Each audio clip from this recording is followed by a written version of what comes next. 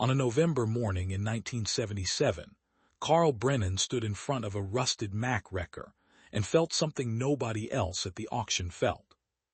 Recognition. The truck was a 1950 Mack LT, once painted forest green, now faded to the color of old moss with rust bleeding through every seam. It sat at the back corner of the Porter County Salvage Auction in Valparaiso, Indiana, separated from the working equipment like something contagious. The Holmes 750 twin-boom winch assembly, once the pride of heavy recovery work, was locked up with corrosion. Both rear duals were flat, rubber cracked and splitting. The windshield was gone, replaced by a sheet of plywood someone had screwed into the frame. And across the hood in sloppy yellow paint, someone had written one word: scrap. Carl was 31 years old. He'd worked as a diesel mechanic at Morrison Truck and Equipment in Gary for 9 years, making $6.50 an hour, and living in a rented house with a 2-car garage he used for side work. His father had been a wrecker operator before the war, and Carl had grown up around recovery trucks, knew the sound of a winch under load, knew the smell of gear oil and diesel exhaust, knew what made a good chassis. This Mack LT was a good chassis. Under all the rust and abuse, it was still one of the toughest recovery platforms ever built. The auctioneer barely looked at it. "All right, folks, last item before lunch. 1950 Mack LT wrecker, Holmes 750 boom, sold as is, where is, been sitting here since '65 when old Tom Vickery died. Estate finally wants it gone. Do I hear $300? Silence. Come on, it's a Mack. They built these things like battleships. Somebody give me $300. Nothing. $200. Carl raised his hand. $200. The auctioneer nodded. I got $200. Do I hear $250? $300. The voice came from the front. Vincent Kowalski stood near the equipment shed, arms crossed, grinning. Vince was everything Carl wasn't: successful, loud, connected. He owned Kowalski Towing, 7 modern wreckers, contracts with the state police. Vince didn't need this Mack. He just liked winning. $350, Carl said. Vince laughed. You serious, Brennan? That thing's been dead for 12 years. $400. $425. The crowd went quiet. $425 was real money in 1977. $425 was a month's rent. $425 for a wrecker that hadn't run since Lyndon Johnson was president. Vince was still grinning, but he didn't raise the bid. He just shook his head and said loud enough for half the crowd to hear, Carl Brennan just bought a 12,000-pound coffin. That Mack's got a cracked frame, a seized engine, and a winch that's completely shot. He'll be lucky if the scrapyard gives him $200 for the metal. Laughter spread. Carl walked to the payment table, counted out $400 bills and a 25, and signed the title. As he arranged for transport, he heard Vince telling another dealer, "Some guys never learn. You can't save a truck that far gone. It's scrap. Always was, always will be." Let me tell you about Thomas Vickery, because understanding him is the only way to understand what Carl eventually found. Tom had run Vickery Recovery in Valparaiso from 1946 to 1965. Small operation, 1 wrecker, 1 garage bay, no employees. Tom did everything himself: heavy tows, accident recovery, equipment transport. He'd bought the Mack LT new in 1950 for $8,200, and it had been his entire business for 15 years. Tom died in March of 1965. Heart attack, age 51, at his kitchen table on a Sunday morning. He'd never married. No children. His only family was a nephew in Illinois who inherited everything and wanted nothing to do with the towing business. The Mack sat behind Tom's garage for months while the estate was settled. Eventually, it was moved to the salvage yard, where it sat for 12 more years, weathering, rusting, deteriorating, until it showed up at the auction in 1977. Nobody remembered much about Tom Vickery except that he'd been quiet, kept to himself, and died alone. Carl didn't know any of this when he bought the Mack. He just knew it was a 1950 Mack LT with a Holmes 750 boom, and under all the rust, that made it worth saving. Let me tell you about the first 2 years, because that's when most people would have admitted Vince Kowalski was right. Carl got the Mack into his garage in November of 1977 and spent the first month just documenting the damage. It was extensive. The inline-6 Mack engine was seized. 12 years of sitting had turned the oil to sludge and fused the pistons to the cylinder walls. The transmission was frozen. The electrical system was destroyed by mice that had nested in the cab. The hydraulics for the boom were corroded solid. But the frame was perfect. Not a crack, not a bend. The Holmes 750 winch assembly, under all the rust, was mechanically sound. The chain drive rear end showed no damage. Carl started with what he knew. He pulled the engine, brought it to his workbench, and began the rebuild. It took 6 months. By summer of 1978, the engine turned by hand. By fall, it ran, rough, smoking, but running. The transmission took another 8 months. Carl rebuilt it from the ground up, machining parts that were no longer available, adapting pieces from newer Macks. By 1979, the Mack could move under its own power for the first time in 14 years. Vince Kowalski drove past Carl's garage one evening, saw the Mack idling in the driveway, and stopped in the middle of the street. "Brennan," Vince called out, "you actually got that scrap heap running." "Runs fine," Carl said. Vince laughed. "Running and working are 2 different things. That winch will never pull again. You've been wasting your time for 2 years. "We'll see." "Yeah, we will. You know what I made last year running real wreckers? $120,000. You know what you made playing with junk? Nothing." Vince drove off, still laughing. Let me tell you about years 3 through 10, because that's when Carl proved Vince wrong piece by piece.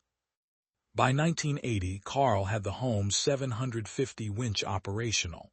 It wasn't perfect. The hydraulics leaked. The cables needed constant replacement, but it worked. The Mack could pull. Carl started taking tows. Nothing fancy. Broken down semis, overturned farm equipment, vehicles stuck in ditches. He charged less than the big companies, worked nights and weekends, built a reputation as the guy who'd come out when others wouldn't. Vince's company kept growing. New trucks, bigger contracts, a second location in Hammond by 1983. Kowalski Towing had 12 wreckers by 1985. Carl had 1 Mack in himself. But the Mack kept working. Every job, every recovery, every pull proved that the $425 wrecker Vince had mocked was still earning its keep. By 1985, Carl had towed over 1,500 vehicles with that Mack. The engine had been rebuilt once more in 1982. The transmission overhauled in 1984, but the truck kept running. And through all of it, Carl never knew what was hidden under the winch bed. Let me tell you about the morning of June 3, 1988, because that's when everything changed. Carl was working on the Mack in his garage. The winch drive shaft had developed a shudder, and he was pulling it for inspection. This required removing the entire winch bed, the steel platform that the Holmes 750 assembly bolted to. It was a big job. Carl had owned the Mack for 11 years, done hundreds of repairs and rebuilds, but he'd never had to remove the winch bed completely. It was held down by 16 bolts, each one rusted solid.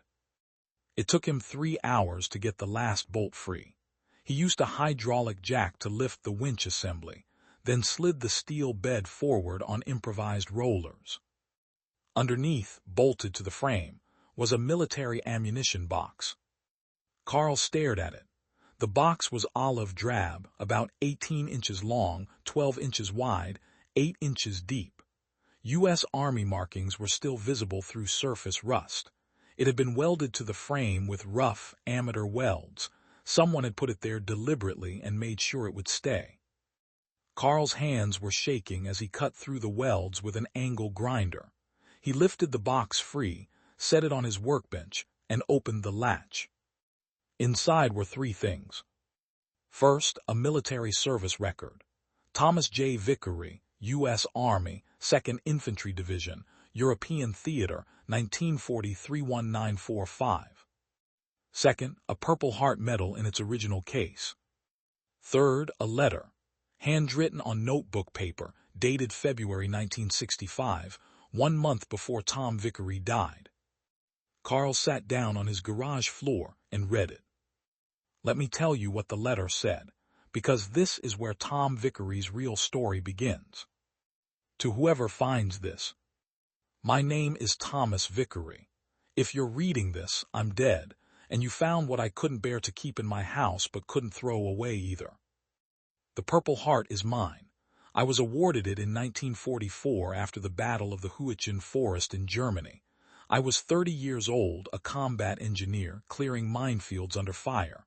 A German shell hit near our position, killed 3 men instantly. I took shrapnel in my left leg and back. They pulled me out, patched me up, and sent me to a field hospital. I was one of the lucky ones. I came home. Most of my unit didn't. Here's what I never told anyone. I didn't deserve that medal. The 3 men who died were better soldiers than me. Braver, smarter, more useful. One of them, Private James Holbrook from Ohio, had a wife and 2 kids. Another, Corporal Antonio Reyes from Texas, had just gotten engaged before shipping out. The third, Sergeant Robert Finch from Pennsylvania, was 22 years old and the best man I ever knew. I survived because I was standing 3 feet to the left of where I should have been. That's it, 3 feet. Not courage, not skill, just dumb luck. They gave me a Purple Heart for getting wounded, while better men died for doing their jobs. I've carried the guilt of that for 20 years. I never wore the medal, never displayed it, never told anyone I had it. After I came home in 1945, I bought this wrecker in 1950 and spent 15 years doing honest work, pulling trucks out of ditches, helping stranded people, doing something useful instead of standing around feeling sorry for myself. But I couldn't throw the medal away either. It felt disrespectful to the men who actually earned their honors, so I hid it in the only thing I trusted, this Mack. This truck earned its keep every day. It never lied, never took credit for someone else's work, never pretended to be something it wasn't. I welded this box under the Winch bed in 1962. Nobody ever knew. I drove this truck every day for 3 more years with those men's memory underneath, pulling weight, doing work, earning an honest living. I'm dying now. Doctor says my heart's giving out. Maybe that's appropriate. Whoever finds this can do whatever they want. Keep the medal, donate it, throw it away. I just couldn't die with it hidden in a drawer somewhere. It belongs with honest work. It belongs under a machine that earns its place every single day. That's what those men deserved, and it's the only thing I could give them. Thomas J. Vickery. February 18, 1965. Tom died 1 month later. The Mack sat untouched for 12 years. Then Carl bought it in 1977, rebuilt it over 11 years, and only found the box when a drive shaft needed repair. Let me tell you what Carl did, because his choice defined everything about who he was. He sat in his garage for 2 hours with Tom's letter, the Purple Heart, and the service record. Then he started researching. Private James Holbrook had family in Ohio, a grandson in Columbus.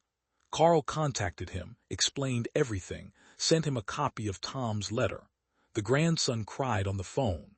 My grandmother talked about my grandfather every day until she died. She never knew what happened to the man who was with him when he died. Corporal Antonio Reyes had a daughter in San Antonio. Carl found her through military records. She was 47 years old and had never seen a picture of her father. He'd been killed before she was born. Carl sent her copies of everything, including Tom's description of her father as the bravest man in the unit. Sergeant Robert Finch's family was harder to find. Eventually, Carl located a niece in Pittsburgh. She was the family historian, had been researching her uncle's service for years. When Carl told her about Tom's letter, she asked if she could come to Indiana to see the Mack where the box had been hidden. She came.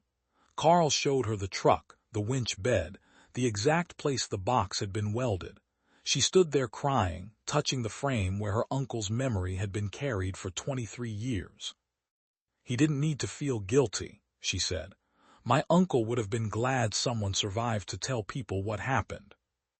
Carl kept the Purple Heart. He mounted it in a shadow box with Tom Vickery's letter and a photograph of the 1950 Mack LT. The shadow box hangs in his garage to this day, next to the truck that carried it for 2 decades. Let me tell you what happened after, because Carl's story didn't end with the discovery. Word got out, not about the metal. Carl kept that quiet, but about the fact that the Mack wrecker Vincent Kowalski had laughed at in 1977 was still running, still working, still pulling wrecks 11 years later. In 1990, Vince Kowalski's company ran into trouble. Overexpanded, too much debt, not enough work. By 1992, Kowalski Towing was bankrupt. All 12 wreckers were auctioned to pay creditors. Carl didn't buy any of them.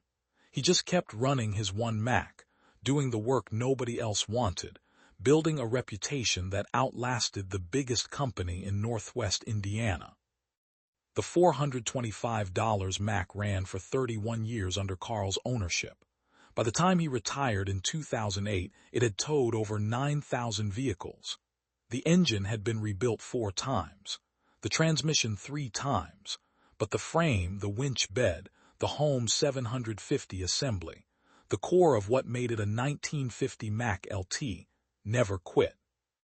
Let me tell you about the last time Carl saw Vince Kowalski, because it happened in 2005 at a truck show in Fort Wayne. Carl had brought the Mack. Fully restored by then, painted the original forest green, Holmes 750 polished, chrome gleaming. The shadow box with Tom's Purple Heart was displayed on a small table beside the truck, with a placard explaining the story. Vince walked up. He was older, thinner, retired after the bankruptcy. He looked at the Mack for a long time. "I laughed at you," Vince said finally. "In 1977, when you bought this for $425, I told everyone you'd wasted your money." Carl nodded. "I remember." "I was wrong." "You were." Vince looked at the shadow box, at the Purple Heart, at Tom's letter preserved under glass. "You know what I learned going bankrupt?" "What?" "That the value of a truck isn't what you pay for it, it's what it carries." Let me end this story where it belongs, with Carl Brennan, now 78 years old, living in the same house in Valparaiso. The 1950 Mack LT is in a climate-controlled garage. Carl starts it once a month, lets it idle, checks everything. The Purple Heart shadow box hangs on the wall beside it, a reminder that some machines carry more than weight. They carry the honor of men who couldn't speak for themselves. Tom Vickery's letter is still there, explaining why a combat veteran hid his medal under a winch bed instead of in a drawer, explaining why some men trust machines more than words. The tow boss laughed at $425, called it scrap, junk, a waste of money. But that $425 bought more than a truck. It bought 31 years of honest work, 9,000 tows, and the discovery that some men hide the most important truths in the machines they trust most. Tom Vickery carried guilt for 20 years and welded it under his winch bed where it would keep working instead of sitting idle. Carl Brennan bought that truck for scrap prices and found a Purple Heart that 3 families never knew existed. The Mack still runs. The metal still shines. And somewhere in Indiana, when someone says a truck is too far gone to save, someone else remembers the 1950 Mack LT that carried a war hero's secret for 23 years and proved that the most valuable things aren't always visible until you look underneath. The tow boss laughed at $425. The Mack had the last word,